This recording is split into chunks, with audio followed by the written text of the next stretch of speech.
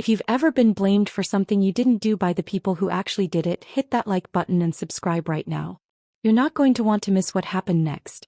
My name is Victoria Chin, and my family sued me for $2.8 million they claimed I stole from our family business. The irony? There was no family business. Not a legitimate one anyway. Let me back up. I'm the youngest of 4 children in the Chin family. My older siblings, brother David, sister Michelle, and sister Karen, were the golden trio. They all went into finance, all married well, all lived in the same exclusive suburb outside Seattle. They played golf together, vacationed together, invested together. I was the odd one out. I became a non-profit financial analyst, working for organizations that provided microloans to underserved communities. I made $73,000 a year. Comfortable but nothing spectacular. I lived in a modest condo in the city, drove a 7-year-old Subaru, and spent my weekends volunteering at financial literacy workshops. My family found this embarrassing.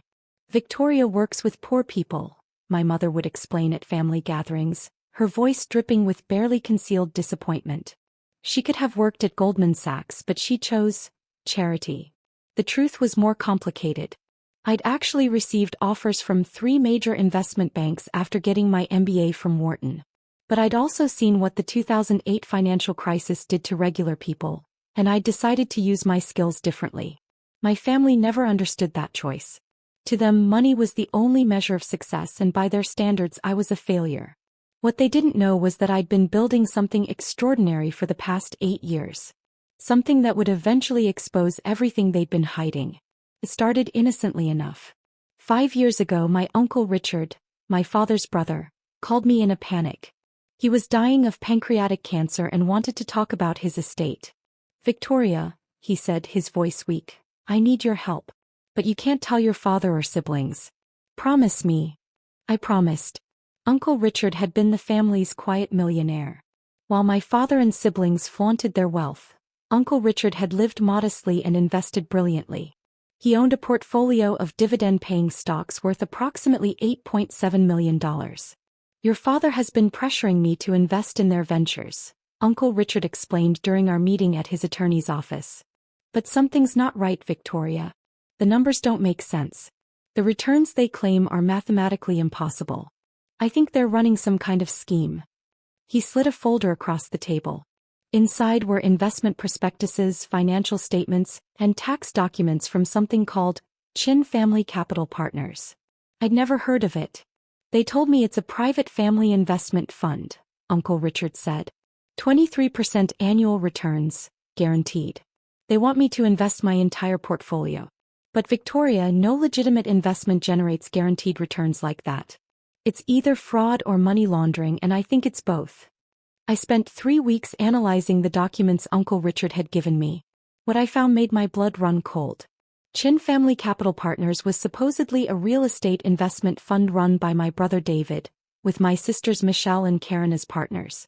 According to their materials, they'd been generating consistent 23% returns for 7 years by identifying undervalued properties and maximizing rental income. But the numbers told a different story. The properties they claimed to own didn't exist at several of the addresses listed. The rental income they reported was 3 times higher than market rates for comparable properties.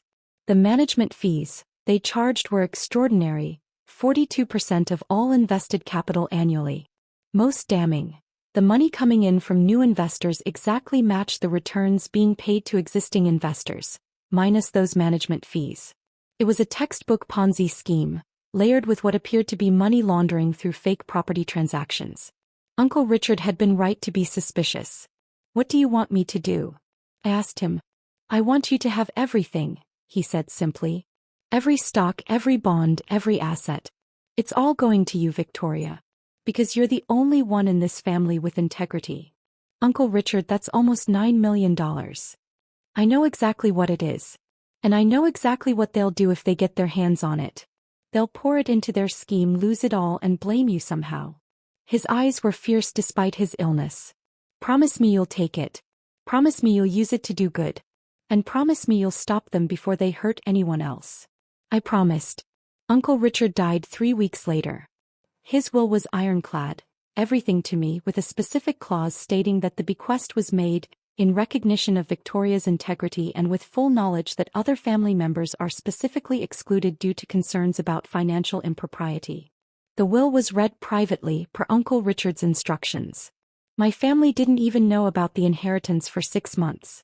During those 6 months, I worked with Uncle Richard's attorney, Harold Stevenson, and a forensic accountant named Dr. Patricia Wong to analyze Chin Family Capital Partners in depth. What we discovered was worse than I'd imagined. While my family thought I was struggling along on my nonprofit salary, I was actually building something extraordinary. The $8.7 million from Uncle Richard had been invested carefully and ethically. Working with a wealth management firm that specialized in impact investing, I'd grown it to $11.3 million in 5 years.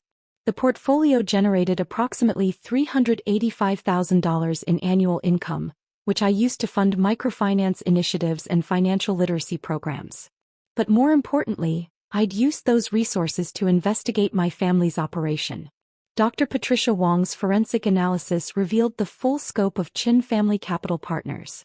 Total invested by victims: $47.3 million over 7 years. The victims included 17 elderly investors who'd been told their retirement funds would be protected and grown, 8 churches and nonprofits that had invested endowment funds, 23 individual investors, mostly family friends and business associates, 2 small pension funds. Actual assets under management: $8.2 million. Where had the rest gone? $23.1 million paid to early investors as fake returns, classic Ponzi structure. $12.7 million in management fees, paid to David, Michelle, and Karen. $3.3 million in luxury purchases: David's vacation home in Maui, Michelle's boat, Karen's art collection, my parents' European river cruise tours.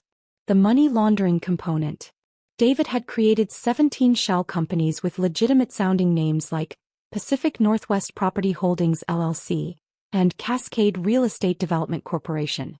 Money would flow from Chin Family Capital Partners to these shells for property acquisitions that never happened. The shells would then transfer money back to my siblings as consulting fees or property management income. This structure allowed them to report legitimate-looking business income on tax returns, hide the Ponzi scheme structure, launder money from unknown sources we suspected but couldn't prove connections to organized crime, criminal exposure, wire fraud, federal crime 20 years maximum, securities fraud, federal crime 20 years maximum, money laundering, federal crime 20 years maximum, tax evasion, federal crime 5 years maximum, elder abuse, state crime 4 years maximum. Dr. Wong estimated my siblings faced 40 to 60 years in federal prison if convicted on all counts. I'd spent 3 years gathering evidence, not planning to destroy my family, but preparing to protect the victims when the scheme inevitably collapsed. Then my family found out about Uncle Richard's inheritance. Drop a comment and let me know where you're watching from tonight. I'd managed to keep Uncle Richard's bequest quiet for almost 6 months. But in a family as nosy as mine, secrets don't last forever. My cousin Jennifer, Aunt Sarah's daughter, worked at a bank and noticed my name on some trust documents. She called my mother immediately. The family meeting was called for a Saturday in March. I was requested to attend at my parents' house. When I arrived, all of them were there. My parents Robert and Linda, siblings David, Michelle, and Karen with their spouses, and Aunt Sarah. They were sitting in the formal living room like a corporate board meeting. My father didn't waste time on pleasantries. "We know about Uncle Richard's will," he said coldly. $8.7 million all to you. We want to discuss the distribution." "There's nothing to discuss," I said calmly. "Uncle Richard left his estate to me. His decision was clear and legally binding." "He was dying of cancer," my mother protested. "He wasn't in his right mind. You must have manipulated him." "He was evaluated by 2 separate physicians and deemed fully competent," I interrupted. "Harold Stevenson made sure every legal requirement was met. The will is uncontestable." David leaned forward, his investment banker smile firmly in place. "Victoria, be reasonable. We're family. Uncle Richard would have wanted his wealth to benefit everyone, not just you. The fair thing would be to divide it equally among all the siblings. If Uncle Richard wanted that, he would have written that into his will," I said. He specifically chose not to. Michelle's voice turned sharp. And why do you think that was? What lies did you tell him about us? I didn't tell him anything. He drew his own conclusions based on your behavior. Karen slammed her hand on the coffee table. This is ridiculous. You work for a nonprofit making $70,000 a year. You have no idea how to manage that kind of wealth. You'll lose it all within 2 years. The smart thing would be to invest it with Chin Family Capital Partners. We'd guarantee you 23% annual returns. No, I said simply. The room fell silent. No. David's smile faded. Victoria, we're offering to help you. I don't want your help. And I'm not investing a single dollar with Chin Family Capital Partners. My father's face turned red. That's disrespectful and stupid. Your brother has built something remarkable. His fund has outperformed the market for 7 consecutive years. Has it? I asked quietly. Or have you been paying old investors with new investors' money? The temperature in the room dropped 20 degrees. What did you just say? David's voice was dangerous. I said your returns are mathematically impossible. I said your property holdings don't match county records. I said your fee structure is designed to extract maximum capital from investors. I said it looks like a Ponzi scheme. Michelle stood up. You ungrateful bitch. I'm done here, I said standing. Uncle Richard left his money to me and I'm keeping it. If you want to contest the will, hire a lawyer. But you won't win. I walked out while they were still shouting at me. That was when they made their fatal mistake. Instead of letting it go, they decided to destroy me. 2 months later, I was served with legal papers. David Chin, Michelle Chin Morrison, Karen Chin White, Robert Chin, and Linda Chin versus Victoria Chin. The lawsuit claimed I had fraudulently manipulated Uncle Richard into changing his will. Stolen $2.8 million from family business accounts over the past 5 years. Engaged in identity theft by opening accounts in David's name. Committed tax fraud by hiding income. The damages they sought, $2.8 million in stolen funds, plus $5 million in punitive damages, plus Uncle Richard's entire $8.7 million inheritance. Total, $16.5 million. The evidence they planned to present included bank statements showing transfers from Chin Family Capital Partners to accounts in my name. Emails allegedly from me requesting access to family business accounts. Tax documents showing I'd hidden income. Testimony from family members about my suspicious behavior. Forensic accounting showing systematic theft. It was brilliant, really. They'd fabricated evidence that I had stolen from their Ponzi scheme, which would both discredit me and provide cover for their operation.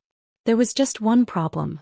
I'd been preparing for exactly this scenario for 3 years. The moment I received the lawsuit, I called 3 people. First, Harold Stevenson, Uncle Richard's attorney, who'd anticipated this lawsuit and had been helping me prepare. Second, Dr. Patricia Wong, whose forensic accounting report was now 327 pages of documented fraud. Third, Special Agent Michael Torres of the FBI's Financial Crimes Unit, who'd been building a case against Chin Family Capital Partners for 18 months. Yes, I'd been working with the FBI. After Dr. Wong's initial analysis revealed the scope of the fraud, I'd contacted the FBI's Seattle field office. Agent Torres had been investigating investment fraud and was very interested in a Ponzi scheme involving $47.3 million. For 18 months, I'd been providing the FBI with evidence.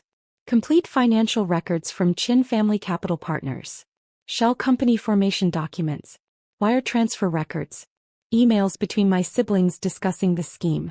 Recordings of investor meetings where they made fraudulent promises. Testimony from Uncle Richard, recorded before his death. The FBI had been building a RICO case, Racketeer Influenced and Corrupt Organizations Act. This wasn't just fraud, it was organized criminal enterprise. But they'd been waiting for the right moment to move. My family's lawsuit provided that moment. See, the evidence they planned to present in civil court would document their own criminal activity. The bank statements showing transfers to accounts in my name? Those accounts didn't exist. They'd fabricated the statements. The emails from me? Forgeries which we could prove through digital forensics. The tax documents? More fabrications. Every piece of evidence they'd created to frame me was actually a new federal crime. Obstruction of justice, perjury, falsifying documents, fraud upon the court. Agent Torres was delighted. Let them present their evidence in court, he said. Let them commit perjury under oath. Let them document their own crimes. Then we'll arrest them in the courtroom. So I prepared differently than they expected. While they were creating fake evidence, I was working with 3 separate forensic document examiners to prove their evidence was fabricated. Compiling complete transaction histories showing I'd never touched their accounts. Gathering testimony from the 17 elderly victims they'd defrauded. Organizing the FBI's evidence into a presentation for the judge. Coordinating with federal prosecutors on the timing of arrests. My lawyer, Elizabeth Park, was a former federal prosecutor who specialized in white-collar crime. She'd taken my case pro bono after reviewing Dr. Wong's report.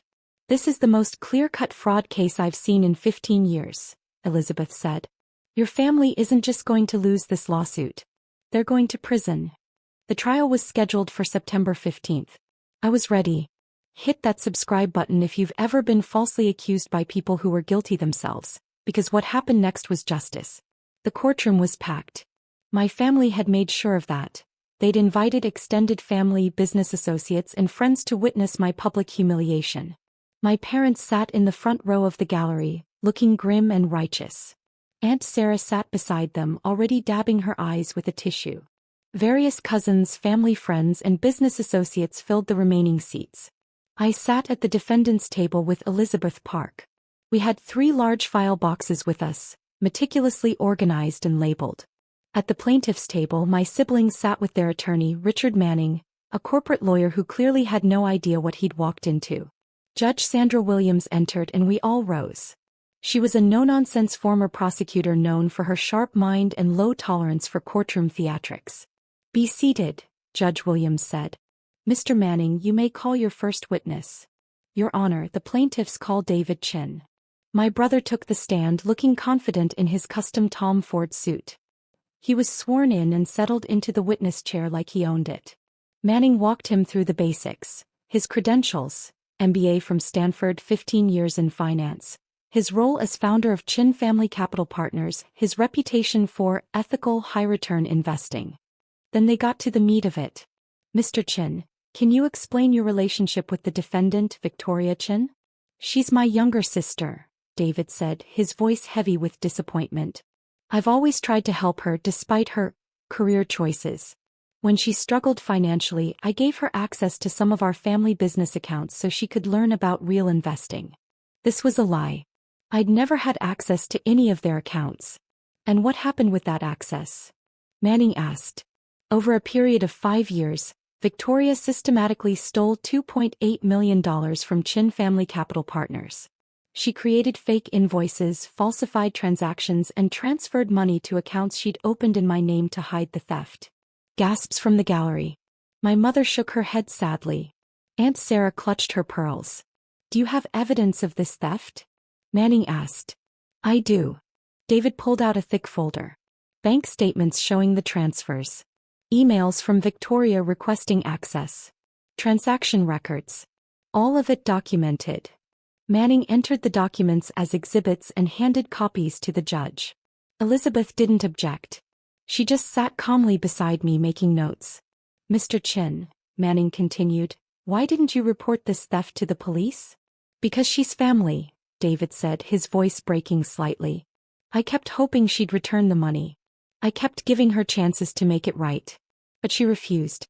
She even manipulated our dying uncle into leaving his entire estate to her, cutting out everyone else. That's when I knew we had to take legal action. More gasps. Someone in the gallery actually said, how terrible. No further questions, Manning said. Elizabeth stood slowly. She adjusted her glasses and smiled pleasantly at David. Mr. Chin, you testified that Chin Family Capital Partners generates 23% annual returns. Is that correct? Yes, David said confidently. And you've maintained this return rate for 7 consecutive years? Yes. How many assets under management does the fund currently have? David hesitated for just a second. Approximately 47 million. And the fund's investment strategy is primarily real estate focused? That's correct. We identify undervalued properties, acquire them and maximize rental income. Elizabeth nodded. Can you provide the court with a list of properties currently owned by Chin Family Capital Partners? Another hesitation. That information is proprietary. Your Honor, Elizabeth said, I'm simply asking for a list of properties. Surely ownership records are public information. Judge Williams looked at David. Mr. Chin, provide the list. David's lawyer leaned over and whispered something. David nodded. We own 17 properties across Washington, Oregon, and California. Could you name them? I don't have the addresses memorized. Surely you remember at least one property from a $47 million portfolio? The courtroom was silent. David's confident smile was starting to crack. The Pacific Northwest Property Holdings building in Tacoma, he finally said. Elizabeth pulled out a document. According to the Pierce County Assessor's Office, there is no property owned by Pacific Northwest Property Holdings in Tacoma. In fact, Pacific Northwest Property Holdings LLC was dissolved in 2021 for failure to file required reports. She slid the document to the judge. Let me ask you differently, Mr. Chin. Does Chin Family Capital Partners actually own any real property? We own properties through subsidiary companies. How many of those subsidiary companies exist? 17. And how many actual properties do those 17 companies own? David's face was turning red. I'd need to check the records. I'll help you, Elizabeth said. She pulled out another thick folder. We've contacted every county assessor's office in Washington, Oregon, and California. We've searched every property database. We've checked every LLC registration. Your 17 subsidiary companies own exactly 0 properties. She handed the report to the judge and to Manning, who was now looking very concerned. So if Chin Family Capital Partners doesn't own any real estate, where does the money come from? Elizabeth asked. From investor capital and returns. Returns from what, if there are no properties generating rental income? David's mouth opened and closed. His attorney was frantically whispering to him. Mr. Chin, isn't it true that Chin Family Capital Partners is actually a Ponzi scheme? That you pay early investors with money from new investors?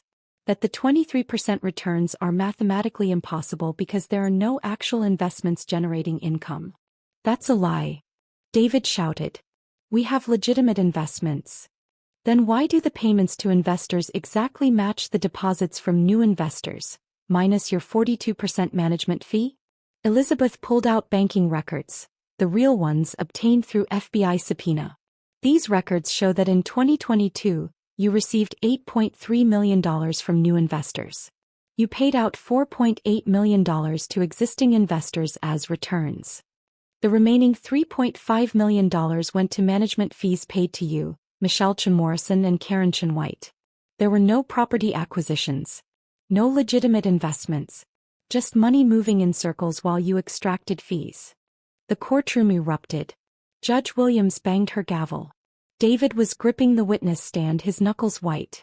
Those are confidential records, you can't. They were obtained through federal subpoena, Elizabeth said calmly. Because the FBI has been investigating Chin Family Capital Partners for 18 months. At that moment the courtroom doors opened. Special Agent Michael Torres entered, flanked by 6 other FBI agents and 2 SEC investigators. Aunt Sarah made a choking sound and collapsed in her seat. Your Honor, Agent Torres said, showing his badge, I apologize for the interruption. We have federal warrants for the arrest of David Chin, Michelle Chin Morrison, Karen Chin White, Robert Chin, and Linda Chin. Chaos erupted. My mother screamed. Michelle tried to run and was blocked by an agent. Karen was crying. My father stood up, shouting about his rights. Judge Williams banged her gavel repeatedly. Order. Order in this court. The agents moved efficiently. David was pulled from the witness stand and handcuffed. Michelle and Karen were cuffed at the plaintiff's table. My parents were cuffed in the gallery. David Chin, you are under arrest for wire fraud, securities fraud, money laundering, and racketeering, Agent Torres said, reading from a card. Michelle Chin Morrison, Karen Chin White, Robert Chin, Linda Chin. You are under arrest for conspiracy to commit wire fraud, securities fraud, money laundering, and racketeering. You have the right to remain silent. As the agents led my family out of the courtroom in handcuffs, I sat quietly at the defense table. Several family members in the gallery were screaming at me, calling me a traitor, a liar, a monster. Judge Williams banged her gavel one final time. "Everyone will be seated and silent, or I will hold you in contempt." The room quieted. My family was gone, led away by federal agents. "Your Honor," Elizabeth said, "in light of these arrests, I move to dismiss the plaintiff's case." "Motion granted," Judge Williams said immediately. She looked at the remaining members of the gallery, the extended family and friends who'd come to watch my humiliation. "This court is adjourned." As people filed out, many of them glaring at me, Elizabeth began packing our files. "You okay?" she asked quietly. I nodded. I was shaking slightly, but I was okay. My phone buzzed. It was a text from Dr. Wong. 17 victims have been contacted. Restitution process beginning. You did the right thing. I had done the right thing.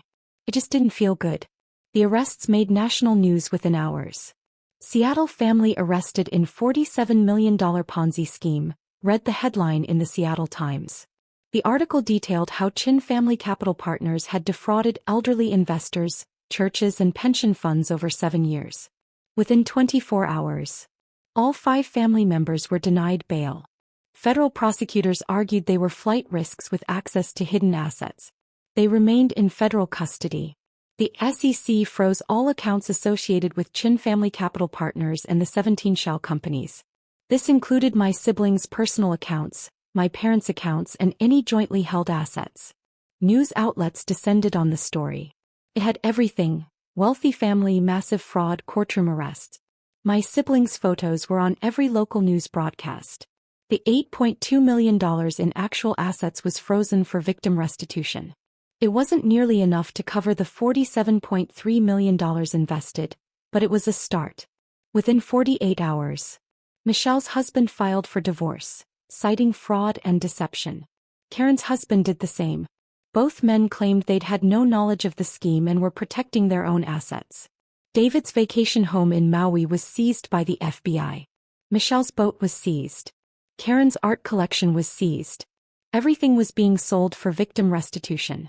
My parents' home, a 5,000 square foot estate in Medina worth $3.2 million, was seized. They'd purchased it partially with fraud proceeds. 17 victims filed a class action lawsuit seeking full restitution plus damages. Several elderly victims gave tearful interviews about losing their life savings. Within 1 week, the U.S. Attorney's Office announced a 47-count indictment against all 5 defendants. Charges included wire fraud, multiple counts, securities fraud, multiple counts, money laundering, multiple counts, conspiracy, elder abuse, and racketeering. If convicted on all counts, each defendant faced 60 to 80 years in federal prison.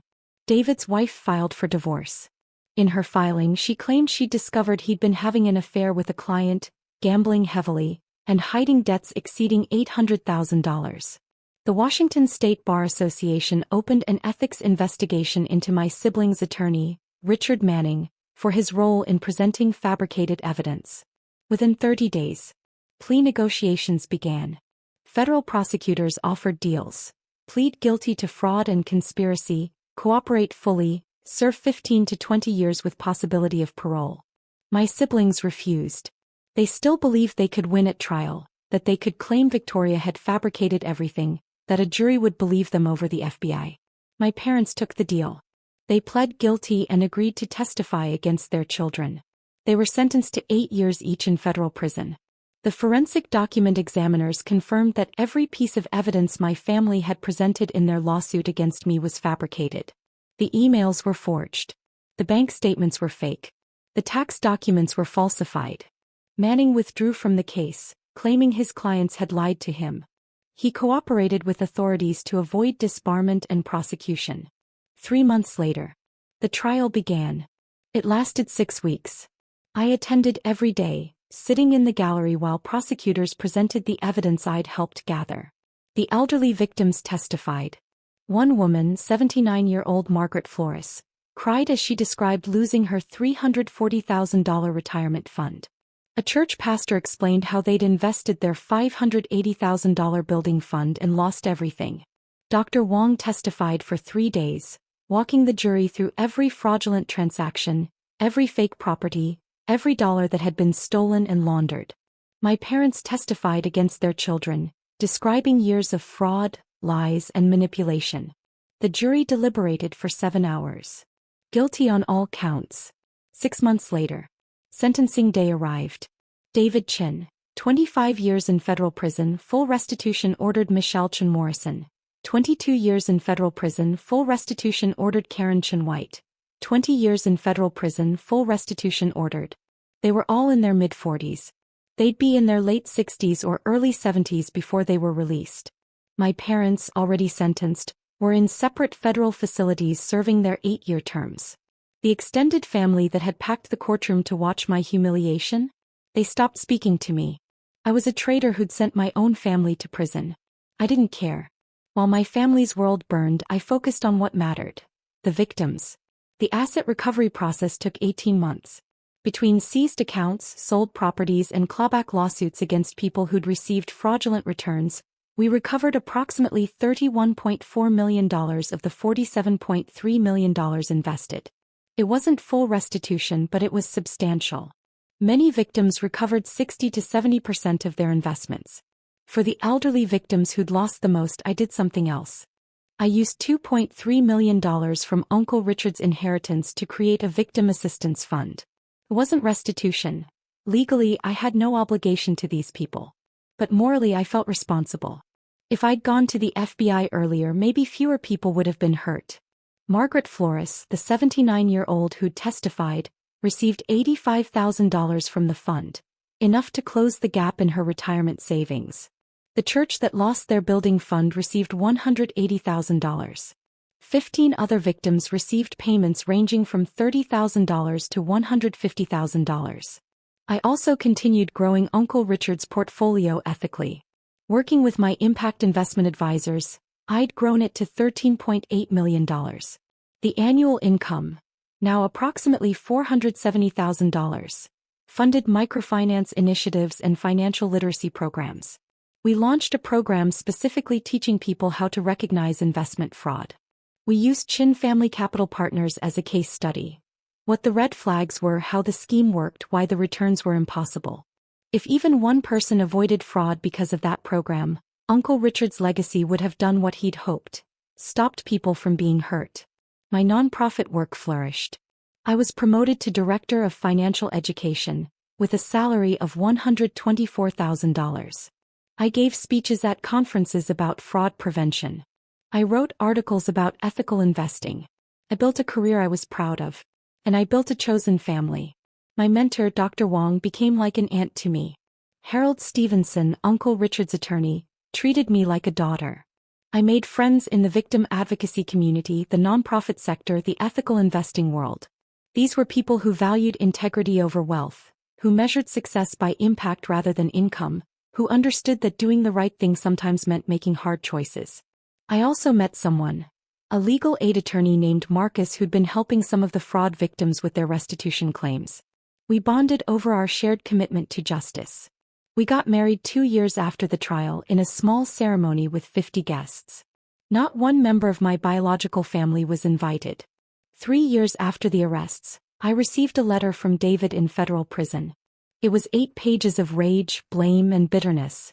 He claimed I'd destroyed the family, that I'd been jealous of their success, that I was a traitor who chose strangers over blood. He demanded I use Uncle Richard's inheritance to hire appeals attorneys for him and our sisters. He said if I had any decency, any family loyalty, I'd help them. I burned the letter without finishing it. 6 months later, Michelle wrote. Her letter was different, apologetic, reflective.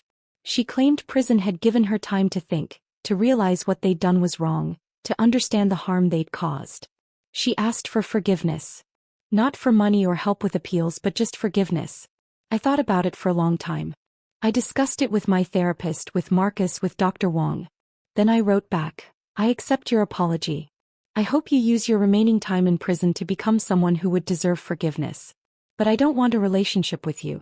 What you did wasn't just fraud. It was a betrayal of every value that matters to me. I hope you find peace, but you'll find it without me.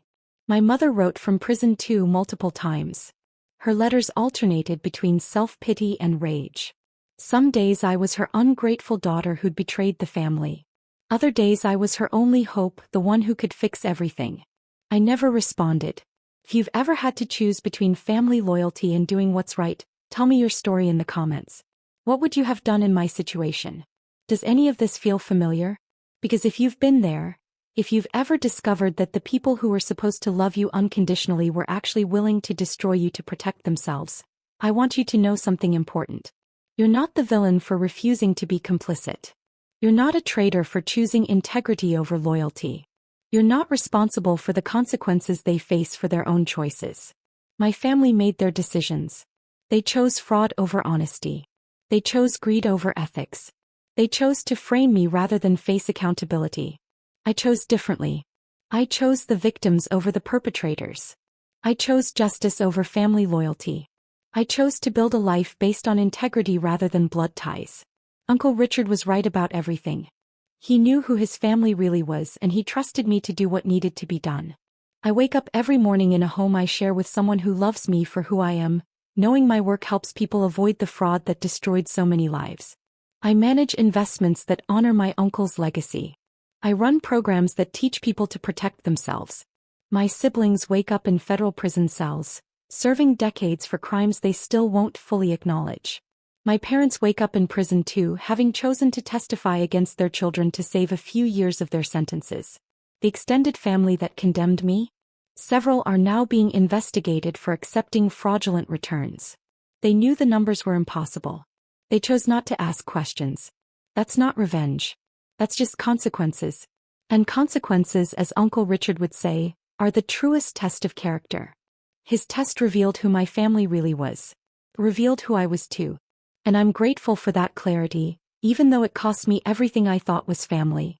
Because what I built instead, a life of purpose, a chosen family of people who share my values, a legacy of helping rather than harming, that's worth more than any amount of money or any connection by blood.